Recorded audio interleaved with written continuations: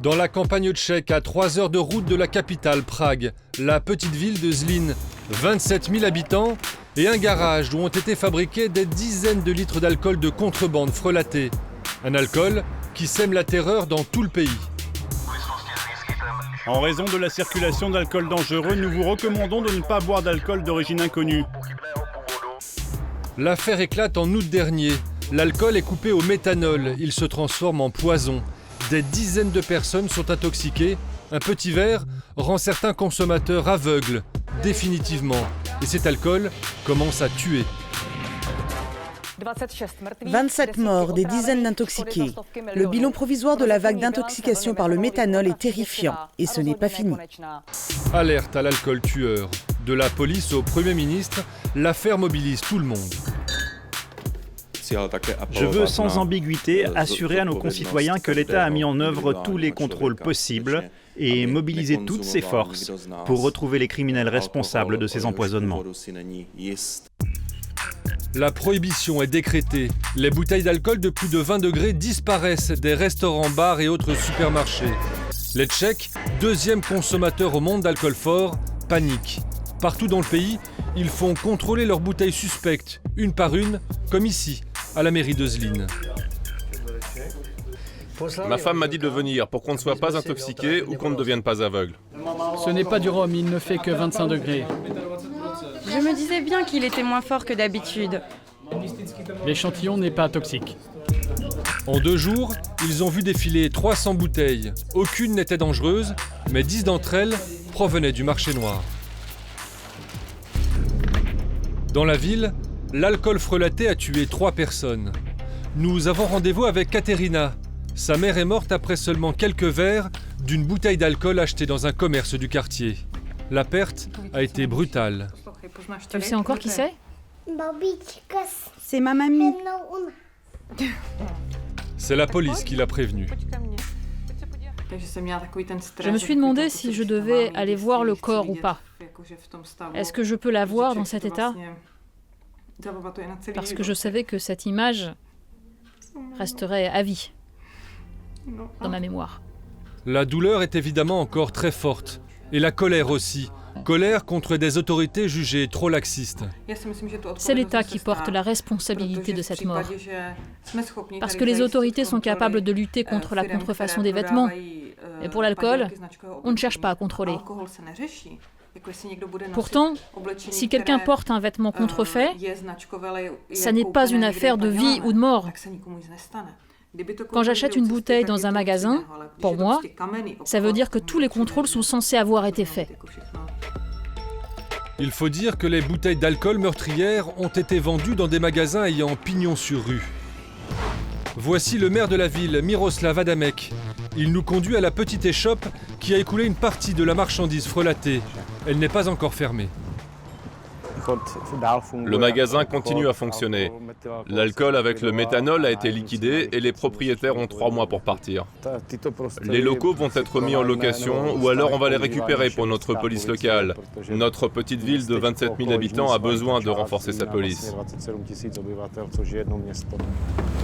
Nous entrons en caméra cachée dans le magasin. Ici, on n'a pas vraiment l'air de sentir une quelconque responsabilité. De toute façon, tout le monde en vendait aussi ailleurs. Ils en font une telle affaire. Tout le monde vend de l'alcool illégal. Tout le monde le sait. C'est ce qu'elle semble vouloir dire. Les responsables ont été rapidement arrêtés. 2 hommes originaires de la région. Ils ont fait des mélanges avec du méthanol pour produire de plus grandes quantités d'alcool. De l'argent facile. Banlieue de Prague. Nous sommes avec une équipe des Celní Správa, les douanes tchèques. Les contrôles se multiplient, il faut retrouver les bouteilles meurtrières encore en circulation et surtout montrer que l'État lutte contre le marché noir. On va suivre la procédure exceptionnelle du ministère de l'Intérieur. On contrôle les alcools fabriqués depuis le 1er janvier 2012. La cible, ce petit magasin d'alimentation. Bonjour, nous sommes la brigade numéro 8. J'ai besoin de votre passeport. Vous allez nous montrer les papiers des impôts. Et pour les bouteilles de 2012, il faut que vous me montriez les certificats d'origine de l'alcool. Jusqu'à ce qu'éclate l'affaire, les commerçants n'avaient pas besoin de montrer où ils achetaient leur alcool. Et c'est toujours le cas pour les bouteilles d'avant 2012. Non, ça pas besoin de le contrôler, c'est de 2011. Inspection de la cave maintenant. Il n'y a pas de vodka ici par exemple. Tout l'alcool est en haut. Non, non, tout est en haut. En fait, dissimulé dans une douche à côté des toilettes, il y a de l'alcool. J'ai trouvé quelque chose. L'origine paraît douteuse. On va vérifier tout ça au centre et on va se renseigner sur le fabricant. Le propriétaire arrive. Est-ce que vous avez les certificats d'origine de ces bouteilles? Non, non, on ne les vend pas, on les stocke simplement. L'officier des douanes entame une procédure judiciaire. Il s'agit probablement de bouteilles de contrebande. D'après le ministère de la Santé, 20% de l'alcool bu en Tchéquie provient du marché noir. Comment autant d'alcool illégal peut-il circuler dans le pays? Pour le comprendre, nous avons rendez-vous au siège de la police de Prague avec le vice-président de l'institution, Václav Kučera. Depuis cette affaire, je ne bois que de l'eau. Plus sérieusement, l'officier critique à mots mesurés la loi sur la vente de spiritueux. En Tchéquie, il n'y a pas de licence spéciale pour vendre de l'alcool. Il serait nécessaire d'avoir plus de contrôles plus stricts et plus sévères. De plus, il faudrait donner des autorisations spéciales aux vendeurs d'alcool. Et quand ils ne respectent pas les règles, quand ils vendent de l'alcool de contrebande, il faudrait pouvoir leur enlever cette autorisation.